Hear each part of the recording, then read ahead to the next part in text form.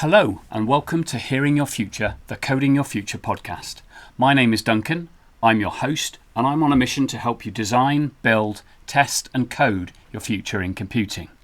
In this podcast, we'll talk to current and former students of computer science to find out more about their journey from student to professional. What's their story? How are they coding their future? What obstacles have they faced and how did they overcome them? Finally, we ask our guests what advice would they offer their former selves and fellow students, and where are they headed next? My guest today is Ingy Abdelhalim. She graduated with a Bachelor of Science degree in Computer Science in 2023 when this episode was recorded. So, welcome Ingy. I said that right? Ingy? Yeah. I was calling it Ingy, but I didn't get it wrong. But it's like Turkish, but in like Arabic we don't have a g. I mean, Egyptians have a g, but there's no actual g sound. Right. There's only a j. Okay. And then in Turkish it's like ch. Ingy. Yeah. So, can you introduce yourself? Say a little bit about who you are, where you're from. So your name is Ingy. So technically, I'm no longer a third-year computer science student because I did my last exam. I'm originally from Egypt, but I kind of lived all over the place. So I lived in Egypt for a bit, and then Sweden, and then the UAE, and then Manchester. Right. Okay. Where did the interest in computing come from? Both my parents are engineers. Right. So, and most of my aunt is also an engineer, and so is my uncle. So it's not that far off, but different kinds of engineering. Yeah, I guess, so chemical engineering. Right. Both my parents are electronical, and they both work in tech companies. Right. Okay. So I grew up around tech, but the thing that made me want to go into computer science specifically compared to circuit boards was that you can build stuff. Yes.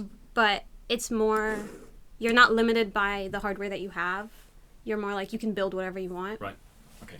So I guess no software engineers in your family. No, that's new. No? Okay. Good. Yeah. So that's interesting. And so was it something that you kind of the interest came from your family, or did it come from school as well? Was there something in your education that made you think, actually, this is a subject I'd like to spend 3 years doing at university? It was more my parents. So my mom had programmed before. Her university project was a programming project. So she always tried to push me into programming. Right. But the schools that I were in, they didn't really push you towards programming. People knew to avoid IB computer science because everyone who took it did not go into computer science in uni. So you did. I didn't do it. Baccalaureate computer science. Yeah, international baccalaureate. I didn't do computer science. I did HL math and HL physics instead. Right. And then I took chemistry as if I wanted to go into one of the other engineerings. But every single person I knew who took computer science in IB did not go into computer science in uni. Okay. Just because it was the teachers who taught it, or just the course itself, made it hard for you to like it in the end. Right. It kind of it had this project that you had to find a client to do a project for, and it didn't make you like the subject afterwards. Right. Okay. Right. But yeah.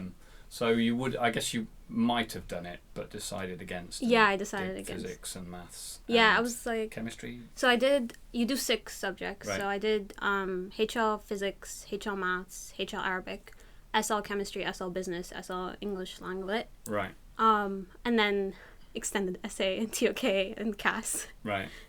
So quite probably more of a mixture than some of your peers here in Manchester, in that. Having that baccalaureate education, you would have probably got a broader spread of subjects than English students, for example. I got to do more things for longer. So I know some of my friends went on to do A-levels instead of IB, and they got 3 or 4 subjects max. And I think that getting to do business and chemistry and even continuing English, it led me to develop different skills that I wouldn't have done if I'd just done A-levels, because if I'd done A-levels I would have just done maths, physics, and chemistry probably. Yeah. But I think what's even better was that, like, for the extended essay, it's a 4,000 word essay. So you learn how to cite, you learn how to do research. So it prepared me for, like, essay writing that I didn't get to do in uni until later on. Also, Right. like, because of all the subjects, I learned how to do stuff last minute.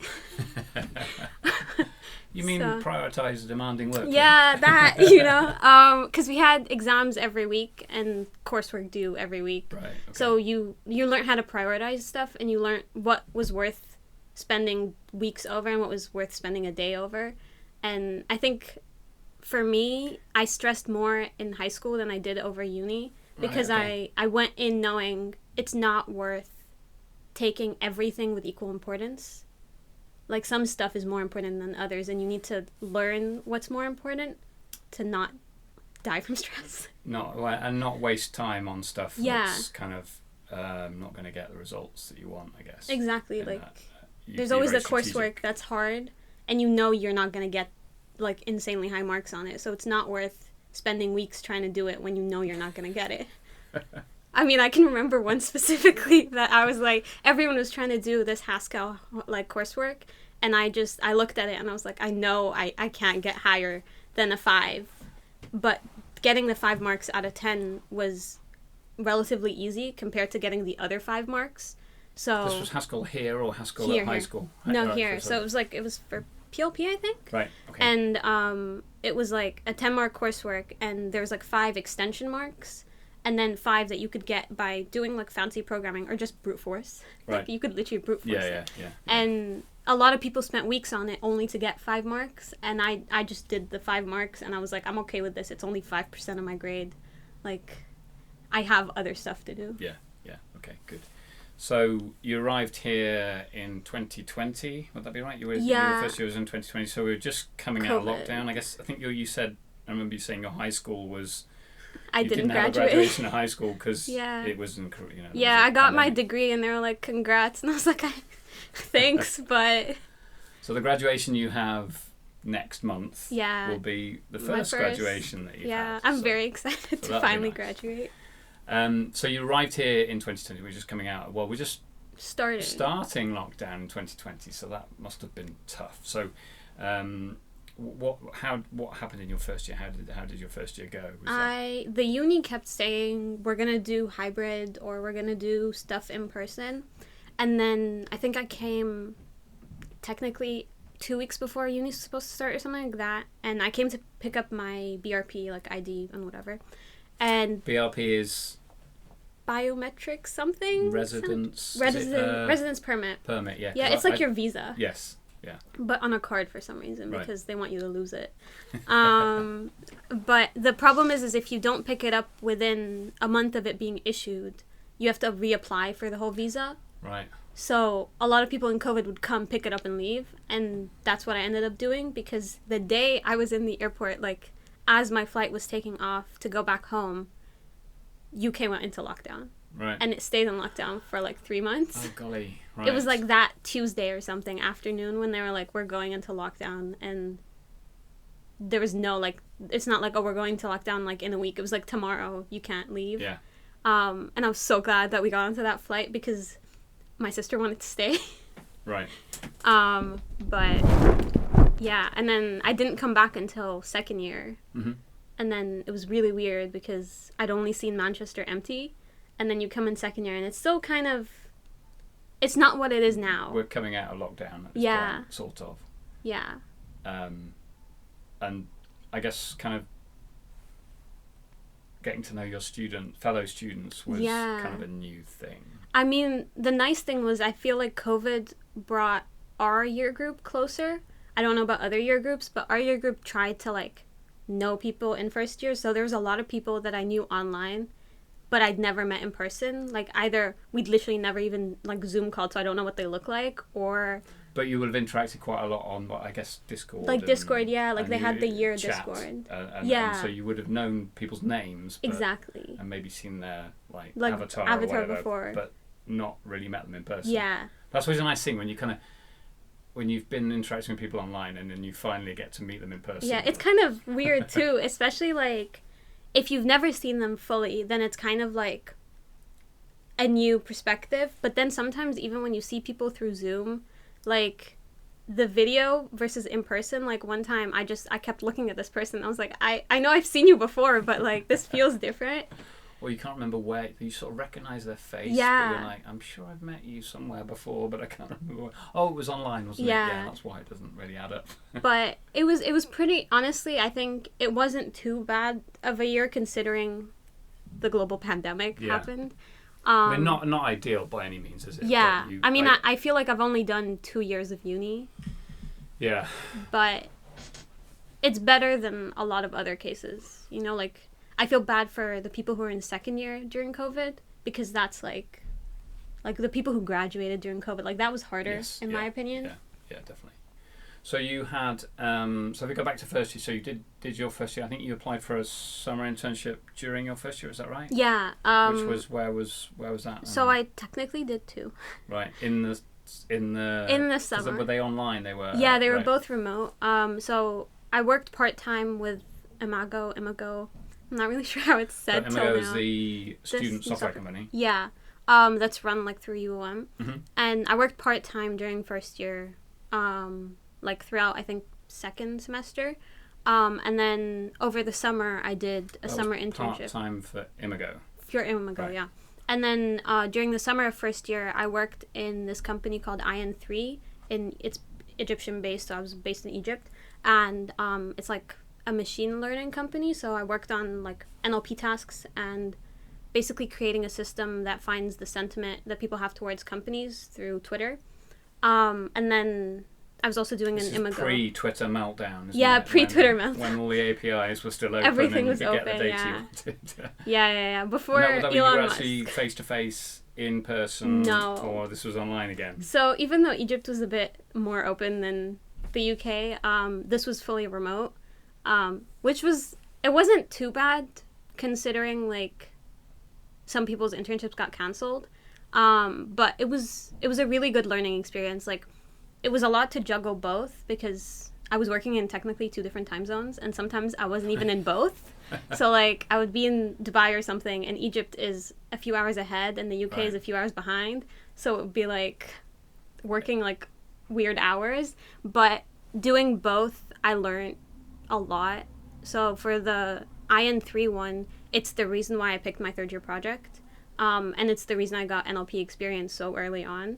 And then for the Imago one, I learned like how to deal with tough people and also like a lot of web development stuff. So as well as the sort of barriers you faced in the job of working, I suppose it's kind of first serious jobs, I guess, in some ways.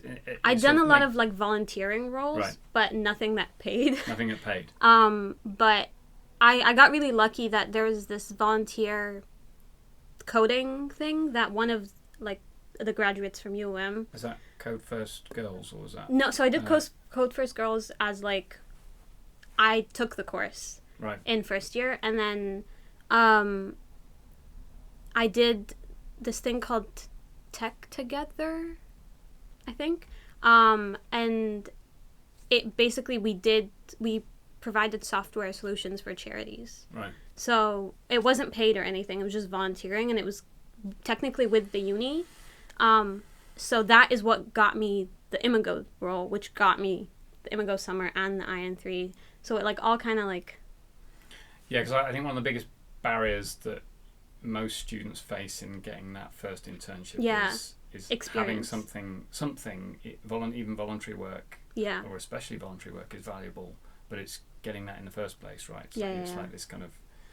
I think that's why like volunteering is the easiest route to getting experience, because no one's gonna say no to an extra volunteer, but also like the diversity you get from volunteering is like you work with like completely different people and on completely different projects. Like one of the projects we worked on was for like this organization based in Rwanda, and another one was based in the UK. So it's you work with a bunch of different people on different projects, and the experience you get is pretty good comparatively. Right. Okay, good. So then that's your summer spent juggling 2 jobs that no one knew about until today. Kind of coming out of pandemic. Well, beginning to come out of pandemic a little bit in your second year. So then what happened in the second year? You were then also, as well as like doing your degree, you were applying for stuff Yeah. the following summer? Yeah, so So can you what talk I a wish little bit- people told you Go earlier on. is you apply September, October Okay. time. Right, which you did, didn't you? Which think, I right? did, yeah, Right. because I applied in year 1. Right. But a lot of my friends who hadn't tried to apply in year 1, they were like, oh, I'm going to take this year off. Didn't realize until like end of October that a lot of the more competitive roles were starting applications September, October. And even I think like AWS like fills like all their vacancies by September, like end of September. Yeah, I know there's a little bit of, sometimes they even do talk about August because Yeah. they're trying to get in there before Yeah, September starts. exactly. Like the August ones are insane to me because Yeah. you haven't even started second year yet. You're applying as yeah. a second year student. But I was applying for roles, and this time I was trying to do something like more structured. So like some internship scheme or like some big company like. And I guess looking for stuff face to face. Yeah, as I well, mean, because I your think experience has been it was limited all to remote. online only. Yeah. Which is, I mean, it's an important skill now Yeah. to be able to work online, in that people are still kind of learning how to do that a little Exactly. bit. But that's become an increase. I mean, we've always had that in computing, I think. Yeah. But it's an important skill to be able to master, even when you're working face to face. Yeah, 'Cause exactly. You've got to be able to navigate all this stuff. I was used to my parents being in meetings, and like I've probably remote yeah, meetings, like right. they've always done like Skype meetings before when Skype was a thing. And I've kind of like interrupted those meetings before, Right. so moving to remote was like I know what not to do now, you know, like I know to turn off my camera and know to like turn off my mic, but it was different doing it for work than like when I'm on a call with my friends. But definitely I wanted something in person because I wanted to like talk to people, because I think everyone I'd worked with, Imago, I think Imago I'd only met 2 people as a whole, and I'd worked on technically 3 projects over the span of like 2 years. So that was fellow students you were working with? Or... No, I never met the students. Because it was all online. But so you were meeting clients? Or... No, so I met like either the lecturers who were in charge, or like there's this person called Suzanne, Jan. Embry, and Suzanne and Gareth? I mean, like, Gareth I had for Stuart, right, first year, yeah. so. But I met Jan, who used to work at Disney, and he came in to, like, advise. Okay, yeah. Because me and him worked on a project together, so then afterwards, when lockdown ended, we agreed to, like, go grab coffee or something. And it was nice to, like, see Finally people that meet I'd Beth. worked with. But I think I only met one person that I'd worked with. I know other people have met more, but everyone I'd worked with either graduated or... Actually, no. I met 2 people, but they were a year older, so they went on placement. Right. And then this year, I finally met them face-to-face because they came back. Was it Amish or something like that? Amish was from UniCS. Right. But Zane, last year, was my co-pass leader, and Gabby... Right. She was on my first ever project, so we tried to like stay in touch because her placement was based in Manchester, and then we ended up meeting like I think end of second year, and that was really like surreal because I'd seen her through Zoom. Because I think the thing is, like, when you're, for somebody who's established, like your parents say, they're established, they're already built relationships with their colleagues face to face in real time. That transition to online's kind of easier. It's easier because they know all those people already. Yeah. But when you're starting out fresh, you don't know anyone. Yeah, and You don't know the sometimes company it just culture. ends up being like, oh, hi, bye through Zoom, and Yeah. you never talk again. Yeah. So it was like, you're trying to like see who's just being friendly and like who can you actually like talk to after. And I like, honestly, I'm very grateful for having Gabby on my first project because I ended up talking to her and asking her for advice about like second year and stuff. So That helped. So then, what sort of places were you applying to in your second year, and what sort of barriers did you face? How did you overcome them? Yeah. You've talked about some of those things already, but are there any other things that... So like second year I think was the hardest on like my mental health for like a lot of reasons, but also like internship applications. I decided to boycott LinkedIn because I do not recommend anyone searching for jobs to be on LinkedIn at that time. What, because of the sort of social media toxic Yeah. kind of... Just it's like, oh my god, I'm so grateful to have these 3 offers, but I decided to take this. Like, dude, you don't need to do that. Yeah, like come I've on. just turned Google and Microsoft Yeah. down. I'm going to take this job with Amazon. Exactly. I've literally seen someone who's like, oh, I decided to go with Apple and I said bye to like Google and Microsoft, and I'm like, Yeah. you don't need to do that. I know, that's a really interesting point, because I think actually that's the problem with social media, isn't it? People only talk about good stuff. Yeah. So you never hear about the bad stuff, or you rarely hear about Exactly. the bad stuff. So you can kind of get this impression and That this kind of everything is bubble. going well Everything's for going well everyone. for everyone else, apart from me. Yeah. Here's my 30 job rejections that I've had from Exactly. various companies. So you're applying for summer internship. So where did you end up working at the end of your second year? So end of second year, I ended up working at McKinsey, specifically like McKinsey Digital, and that was partly thanks to my past leader Carmen, who also worked in McKinsey, and She's been a guest on the show last year. yeah, exactly. So I was talking to her about wanting to do something that isn't pure software engineering, because after all the interviews that I'd done, I realized that I don't want to be working on like the tiny search button on the Google homepage, like I want to have more variety and more control over what I do. And she recommended, because McKinsey's project based, that it would be a good fit. So I ended up applying for that solely talking to her. And I think like... I guess that's the case with consultancy generally, isn't it? Yeah. It's not just McKinsey, is that you're getting where you're doing stuff with clients rather than just one company. One company, yeah. You're more likely to get exposed to different kind of practices, Exactly. different people.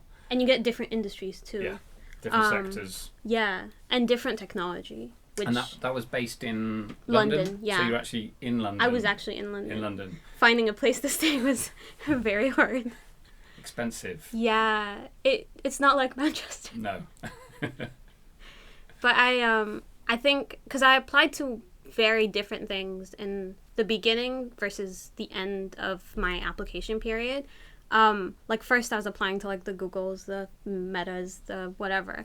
And then after doing a bunch of interviews and realizing I'm not the kind of person who memorizes coding questions, and I wouldn't want my interview to be solely based on how well I can pretend to not know a question that I've seen before. Oh, let me think about that. Yeah, I only got it like, I think one time I sat down and I was like, okay, let me Carry on, it's right. let me try and memorize, like, let me try and do some leak code questions. And I got one interview that was a question I'd done something similar to, and it just felt wrong pretending that I didn't know how to do it. Yeah. And I didn't like that. I mean, do they say, or is it implied that if you know this, then don't let on that you know it, and They're make like, it like you're trying to look like you're really smart and you're working this out on the fly, and Exactly. actually you've prepared this one, you've seen this one before. The advice that I saw online was that, like, if you get one that you've seen before, it's best to, like, give a bad answer first, pretend like you're thinking, And then optimize and it. then get a very good optimal solution. Right. And it looks like you can, like, think on, like, in seconds. And having interviews that were solely based on that isn't where that's not where I want to work. I don't want to work in a place where all they care about is how well I can churn out algorithms. And I think actually the employers probably don't care about that as much as they Yeah. think anyway. It's just because that the hiring is so competitive. Exactly. That they'll have these coding interviews, and actually that doesn't necessarily select the best engineers, because Yeah. you're just selecting on technical skill, Yeah. not any of the other stuff. Yeah. So I started applying for jobs that were like soft skill more, and this was like before the McKinsey one, which Mm-hmm. is like half the interviews were literally just soft skills. I even went all the way to like product management Do you roles. find those interviews okay? Or I personally like, yeah. I prefer being myself and like talking with someone over answering a coding question. I mean, they can be tough, but in a different way, right? Yeah. So if somebody asks you a question like, I don't know, give me an example of where you've resolved a conflict in a team, it's quite difficult to come up with a good answer to that question on the fly unless you've thought about it just a little bit beforehand. I think with doing UniCS in second year, I got very good experience for the kind of questions. It's harder if you don't have experience with like roles that would let you do those things, but like with UniCS, definitely, like, have you dealt with a challenging person? Absolutely. Have you dealt with someone who didn't want to do their work? Like, what did you 100%. But I think that, like, for people who haven't had the opportunity to like lead teams or work with a big variety of people, those questions become harder. But there's I think it's like, there's a structure like STAR or something that tells you how you should answer it. Situation, task, action, result. I put an E on the end for evidence. Yeah. I mean, that's part of the results in a way, but if you can provide some sort of evidence, yeah, which is probably your results actually. So doing that, like, and I think before I prepared for interviews, I had like an Excel sheet, and I got the most generic possible ranges of questions, like challenging person, different environment, whatever. And I just sat down and I thought of like 2 scenarios for each question, and just thinking about it. Try and pick examples from different places yeah. as well, so they're not so all it's coming not from all when UCS. I was at this so and yeah. so I did this. You kind of want, because you can't be like, they ask you 2 questions and you're like, let me tell you about UCS again. But that, like, doing that just once, I didn't have to read it. It made me think of the scenarios, and then when I was asked it in the behavioral interviews, it became really easy to think about, versus like, I don't know, like, it made it easier to also apply to different situations because you've thought about it previously, whereas if you hadn't, you're like, okay, wait, what challenging person have I worked with recently? And that's kind of harder to... Yeah, definitely.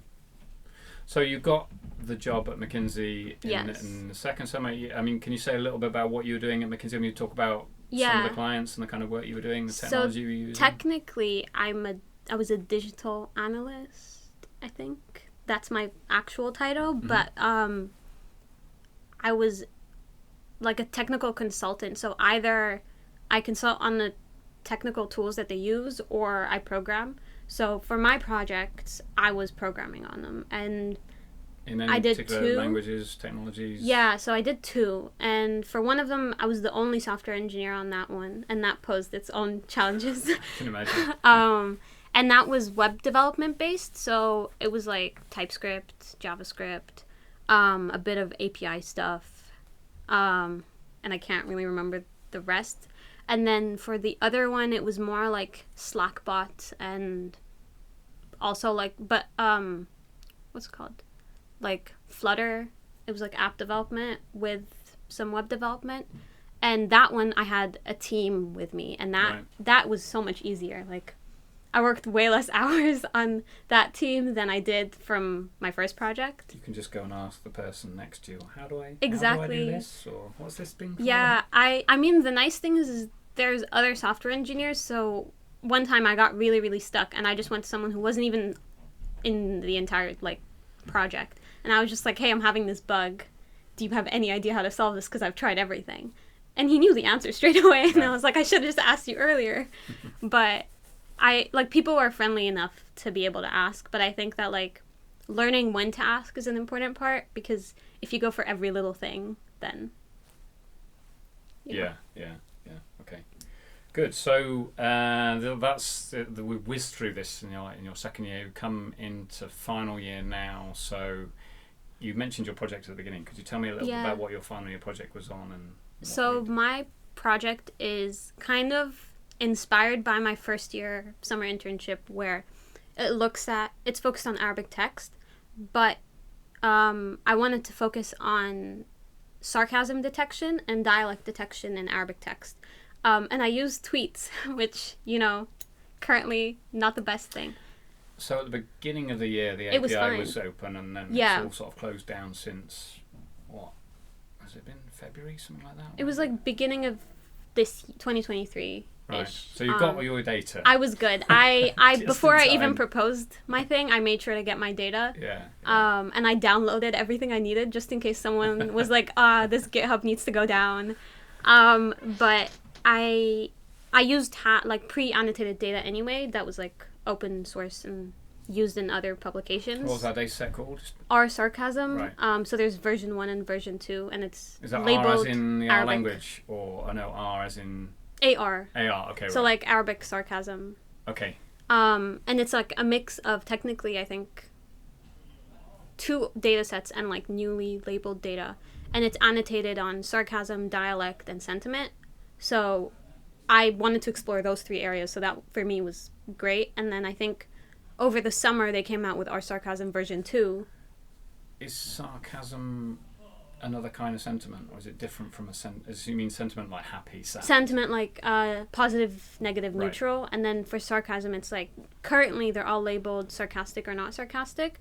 But working on, during the summer of second year, I worked on a shared task with the person who became my supervisor in third year, Dr. Riza Batista Navarro. Yeah. And she's a godsend. So she had a PhD student who was doing a shared task on dialect detection and sarcasm detection. Right. And she asked me, she was like, I know you proposed this project to me. Would you want to do the shared task as well? So I did that over the summer while I was also working at McKinsey, and we ended up getting our paper published for that one. And that basically led me to fine-tuning my project idea, because I realized when I was doing the model for the NADI shared task that there's different variations of sarcasm in different dialects. Oh, right. So, Okay. like, Egyptians are very sarcastic. Right. Whereas, like, the Gulf has, like, kind of a different approach to sarcasm. And, like, in Egypt, we're kind of more ironic, and if you say something is extremely good, you mean it's terrible. Which is hard when someone's reading it. It must be quite difficult to detect Yeah. whether somebody's being... Especially in text. So, like, in speech, you can tell based on tone and the scenario you're in and the context. But for a speech, like, looking at the tweets, sometimes I was like, okay, wait. And then you could tell based on the emojis. Right. But basically, for my project, I created a new labeling system for sarcasm detection. So I made it as a spectrum from 0 to 100. So 0, 25, 75, and 100. And it would be how sarcastic is the text. And then I had, like, guidelines for each criteria.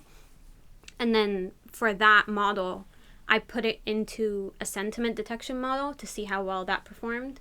And it ended up performing better because the model was better at picking up sarcasm, because sarcastic or not sarcastic is kind of a harsh line to draw, because someone could be funny, someone could be ironic, and some people would see it as not sarcastic, whereas others would see it as being sarcastic. So having the 0 and the 25 or the 75 and the 100 made it better at detecting different levels. Right, okay. So, I mean, that sounds like quite an interesting project in that you got very open-ended. Yeah. Using skills you already had in kind of, obviously, Arabic. Yeah. But, quite a lot of machine learning and NLP type stuff. Yeah. And you got a paper out of it, which is pretty good going for a third-year project. I think that's unusual. Yeah, I mean, the paper was before. Right. I'm trying to get a paper. So there's another paper that might come out. Yeah, of what you've done hopefully. The next iteration. Fingers crossed. I was kind of unlucky technically, because in the beginning of 2023, a paper came out doing what I wanted to do, and that created a new baseline to compare my work to. And I was already, like, doing my system. So I had to switch directions halfway through my project, but switching directions is actually better for me in the end. So the flexibility is definitely more, like, better at providing space for growth in different ideas. Right. Like, my initial idea was basically using dialect to inform sentiment instead of using sarcasm to inform sentiment. Okay. So you need to have that flexibility in that you set up, if you're doing something that's kind of researchy like this, you don't really know how it's going to turn out until you do it, and then you discover actually this approach is no good. Exactly. Like, I think before I finally got a model that worked, I had 10 models that didn't work, and, like, I had a whole labeled data set that I can't even use because it was doing something I didn't need anymore. But I think the flexibility of a self-proposed third-year project is that you have all the room to explore it, and I think that's what ended up making me like my project even more, because anytime I was like, oh, this is interesting, I got to look into it. You're more invested in it as well, because you're kind of, it's your baby. Exactly. It's like you must have been interested in it to propose it in the first place. Right. So I was like, even though I'm not sleeping, I was literally, like, refreshing my model, like, and I was training it. And it was like, I think it was like 4 a.m. And Riza was like, go to sleep. And I was like, no, but it's still running. But I don't regret any of the time that I've spent on it, because without all the models that failed and without all the setbacks, I wouldn't have the final thing that did work, and I wouldn't have learned so much. Right. Good. Okay, that's good to hear. So we've whizzed through 3 years of your degree. You've done your last exam last week. Come out of that, and you'll be graduating next week. So it's kind of end of an era, I suppose, in some ways. So reflecting on a few sort of broader things here. So one thing I ask all the guests is about, if you're a member of a minority, what's your experience been? As what could the university or your employer even do better to make? Let's start with women in computing. So that's the obvious place to start. What's been your experience of being a woman in computing, and how could that have been? How could the university and employers like McKinsey make these environments more better for women? I think that I've had different experiences throughout high school versus uni versus work. So in high school, it was even simple things like HL maths. We were comparing schedules, and I was asking one of my guy friends, I was like, oh, what course are you in? Which class are you in? He was like, oh no, I'm taking HL maths. And I was like, I am too. Who's your teacher? And it was those small comments. But in the end, our class had more girls in it than guys. Right. Just because the guys ended up dropping out. So it was kind of karmic. It felt good, Right. Yeah. And that guy who told me he was taking HL math ended up dropping it. But ironically. Yeah, ironically. And then in uni, I think Manchester has a very good comparatively percentage of I think it's 24% or something. Something like that in your year. Yeah, so it's in still our year. A lot less than half. It's a lot less than half. Hopefully, better than it has been much lower in the past. Yeah. I think not even double figures sometimes. Yeah, sometimes it's been 8. I think I know one of my friends does computer science somewhere else, and their percentage is 8%, which I can't imagine just going into somewhere and not seeing someone like you. But I think that with uni, because there's so many female lecturers too who are top of their field, and there's people in years before me who've done things female students. Carmen, I guess. Carmen, she used to lead hackathons in UCS, and she was the chair, I think, before. Or Alice, or those kinds of people. It wasn't that hard to see other women doing things that I wanted to do, so I never felt like that was an obstacle.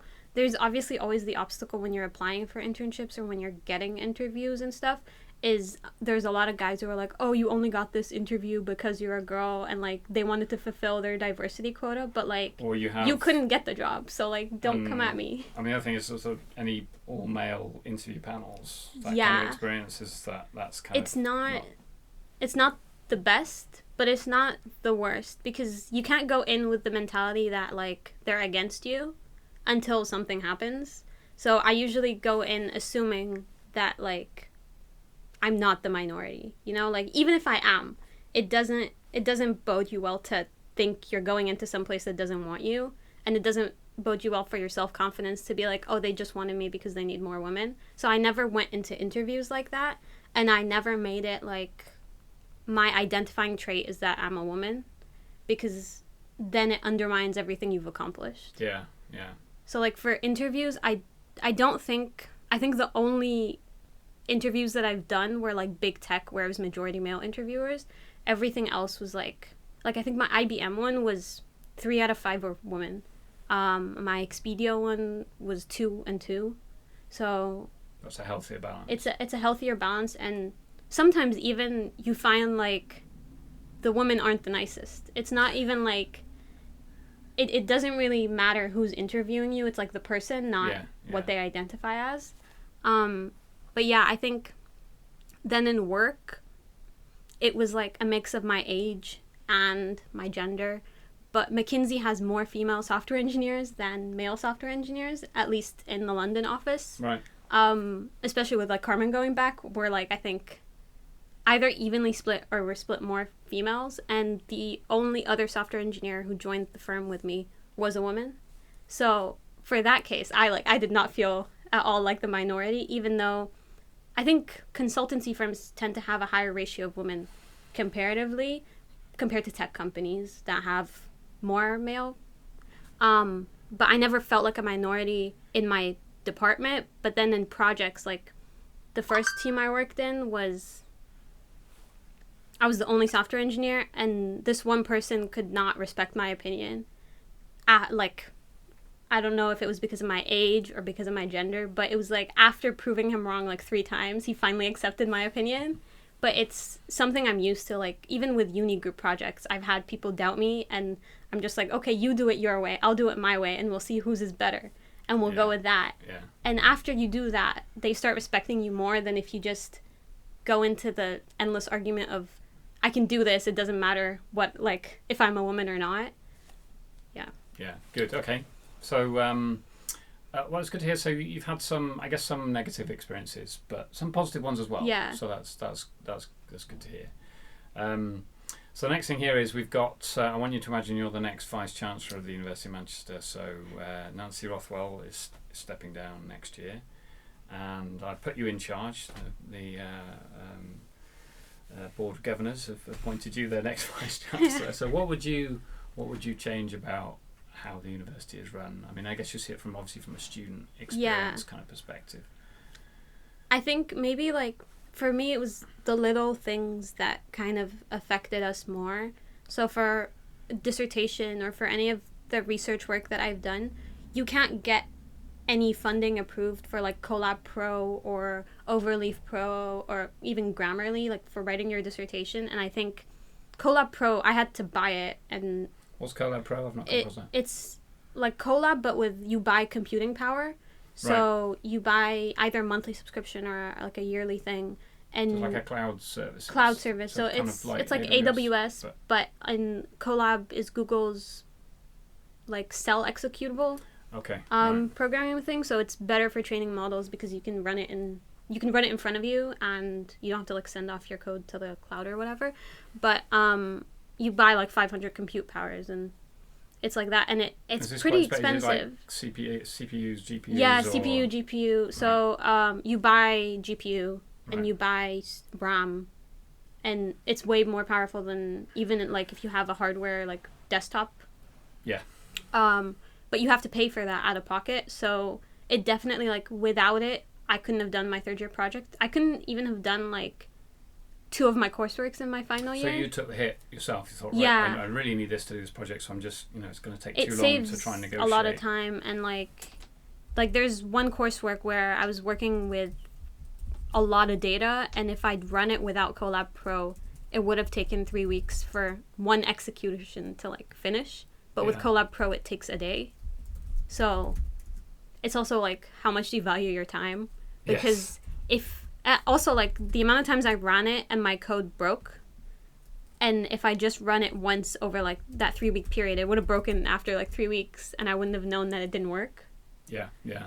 So it's important to have access to that, because it's saving you time at the end of the day. Yeah, your time is a limited and finite resource. Exactly, and it lets you test out different things. Whereas like, if I didn't have it, I would just, before I had it, I just did the safe bets. So I did the stuff that I knew worked, because I didn't want to risk spending time on something that didn't work, and it would take a lot of time.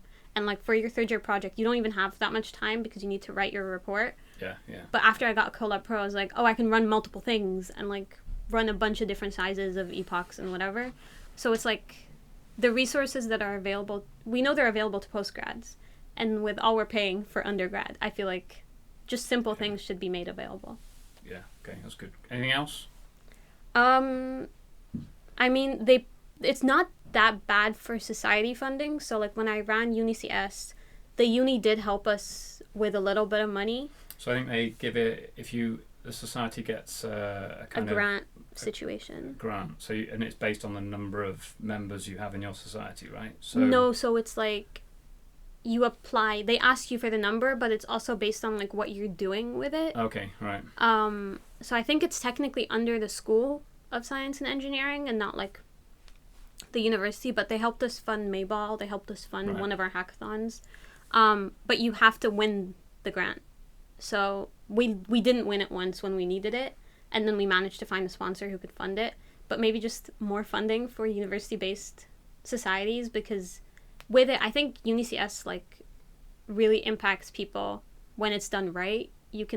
I met a lot of people through UniCS, and I learned so many things, and I think it should learning continue. how to run events. Exactly.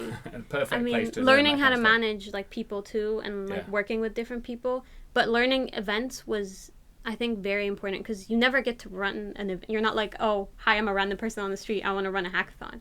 And I think that like UniCS is something that should continue, but if they don't get funding, it's very hard to continue. Yeah. Okay, so just to wrap up then, so we've got one item here then, so one tune, one podcast, one book, one film. Can you recommend a tune to add to our Coders playlist? Yeah. A piece of music that's important to you. Can you say a little bit what it is and why it's important to you? So it's this song called IN3, which is like technically from an ad for a bank in Egypt. But Egypt does this thing where they write really good songs for ads because it gets people to watch the ads. But IN3 translates to you can, or you can do it. And my dad sent it to me when I was like going through something like very difficult. And it basically just talks about how like, even if you're down and like you're struggling, you can get through it. I'm like bad at translating the lyrics, so I won't. But it's worth a listen to, especially like if you can read the translations if you don't understand Arabic. But yeah, I really, every time I feel sad, I think the first time was in high school when my teacher was like, oh, you won't accomplish anything. And my dad sent it to me because I was like crying in the bathroom. I was like, I don't know what to do anymore. And he sent it to me, and like ever since then, anytime I'm going through something, I just listen to that one. I'm like, I got through that. I can get through this. Yeah, definitely. Okay. And podcasts, do you listen to podcasts at all, or anything you recommend? Yeah, I haven't listened to them in a while, but there's this one called How I Built It, or How I Built This. Let me check. What's it about? It's about because I can companies. I'll put the links in the show notes, but yeah, it's How I Built This, and it's about, they get a bunch of different CEOs who built companies from, it's not just tech, it's like everything, and like they got the Spanx woman on once, like it's not, but they talk about like their journey and all the failures they've had before, and what random coincidences that led them into doing what they're doing now. And that one I think was really nice, especially to see people from different backgrounds and different industries talk about how they got to where they are. And they always have like a life lesson in it somewhere. And then the other podcast was like, I think it's called The Happiness Lab. All right. The Yale. Yeah, the Yale one. I can't remember the name now.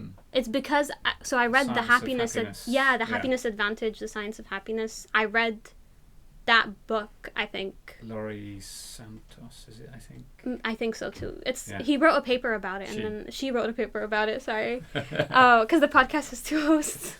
Okay, right. Yeah, so the podcast, they get guests in, and they talk about like different things. But the book, I read it first year or second year or something. I think I read it second year when I was like not in a good place, and it put stuff into perspective. And instead of reading the book, I just listened to the podcast every time I needed like a reminder. But so that one kind of, it's not just like chapters from the book, but they do other stuff. Right. So I think they have an episode out like 4 days ago or something, so they're still continuing. But yeah, and there's a course that goes with it that's called The Science of Happiness, which is very good. I think it's on Coursera or something. I actually highly recommend it, even if it's just like they have one about even if you're happy. I think it's still quite a good thing to do, to remind yourself exactly like what keeps you in a good mental state, because it's quite easy to, for whatever reason, to fall into a state of depression or anxiety or any other number of mental ailments. So then we got one book and one film. So any books that book was The Happiness Advantage. Right, I really liked that one. I don't usually read nonfiction, so for me, for a nonfiction book, I read it really quickly, and it was easy to digest, and they had like studies in it too, so it was backed up by science. Kind of, like they did psychological studies, and they would mention them in the book. Right. But it was like a quick read, and it made me think of things in a different perspective. And then for the film is probably Hidden Figures. So Is that anytime the I need NASA one? the NASA one, yeah. So I never knew these women existed, which is sad. Like, it makes you think of how many other people you don't know existed. But it just shows you that, like, even when everyone's against you, you can, like, do the things they thought you couldn't do. And they're honestly, like, incredible people, regardless of gender or race. They're just, you know. So I watch that movie anytime I need, like, a cheer me up, boost my self-confidence. Yeah, So, yeah. Good, okay. So, and then the last thing here is time traveller. So I want to imagine that you're going back in time to first year, 3 years ago. What advice would you offer your former self and fellow students about, you know, making the most of your time, a short time at university, because it just goes by so quickly. What would you advise students to do to make the most of their time? I think definitely getting involved in societies or, like, volunteering or, like, anything like that. So as much as Uni CS stressed me out in second year and it increased my workload by a lot, I don't regret the time I spent on it because, A, I learned a lot of skills, but also it made me who I am, and in my opinion is the reason I got so many of the interviews that I got and why I found the behavioral interviews so easy. And then the second thing would be, I don't know if this is, like, good advice, but don't take people's opinion of you to heart that much, because different people have different opinions and you're not there to, like, please one person, you know? You're there to be yourself. And even if this is just, like, I'm not gonna say coursework feedback, but, like, just feedback on something you find significant to you.